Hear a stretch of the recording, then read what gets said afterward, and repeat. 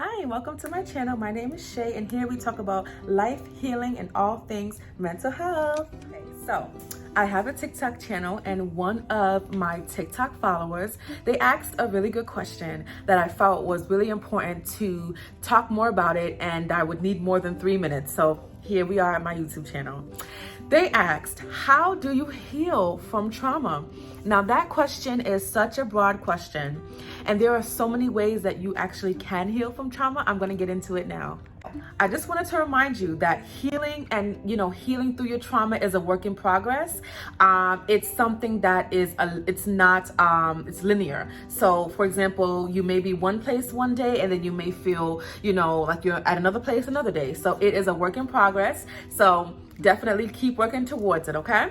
The first thing I would say is first identifying what trauma you have been through. Now, what I mean from that is figuring out, okay, what is the trauma or traumas, because you could be going through multiple. So figuring out what are those traumas. Is it sexual assault trauma? Is it, parental trauma? Is it narcissistic abuse trauma?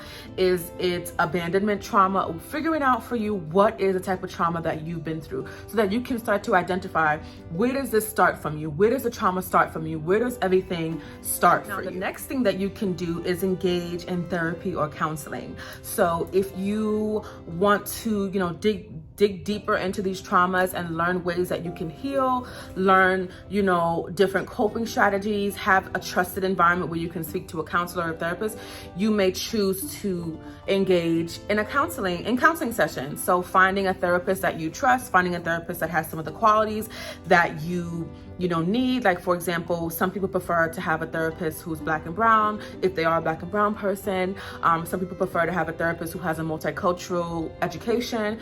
Some people prefer different types of things in a therapist. So you can also start there, is engaging in therapy or counseling, so you can have a safe space where you can start to work through some of your trauma.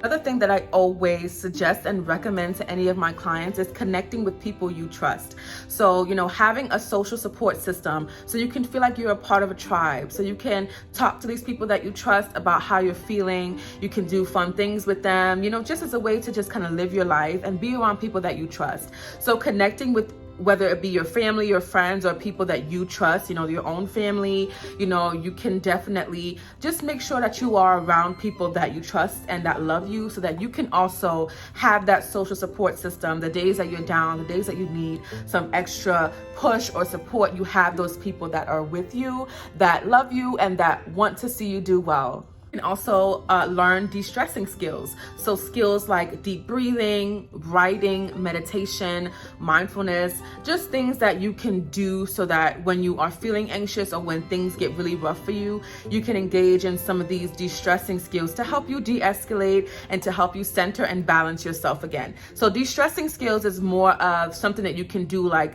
during the day, or just, skills that you can learn to help regulate your emotions. Another thing that I would always suggest is setting goals for yourself and your healing journey. So for example, a goal can be that you want to learn how to set boundaries, or another goal can be that you want to learn how to say no. So these are goals that you can set for yourself that you can kind of hold yourself accountable and know and see, okay, this is where I want to be, and have small steps to work towards that goal.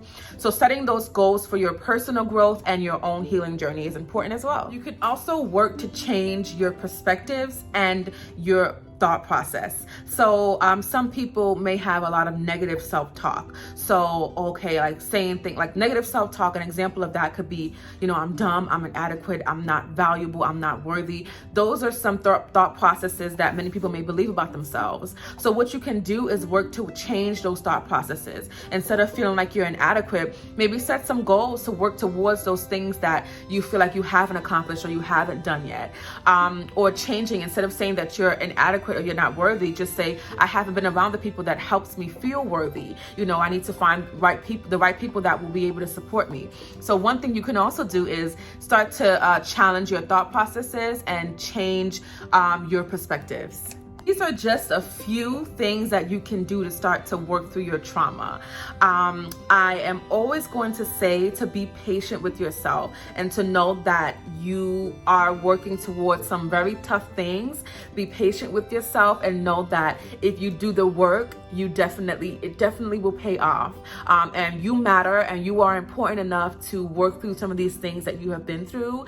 And, definitely subscribe to this page. I'm going to be talking more about things like this, and comment your opinions, comment your perspective. I would love to hear more about you guys' perspectives. And don't forget to subscribe and click the bell for more videos that will be on my channel. Thank y'all so much for engaging with my video, and share to anyone that you feel like this might help.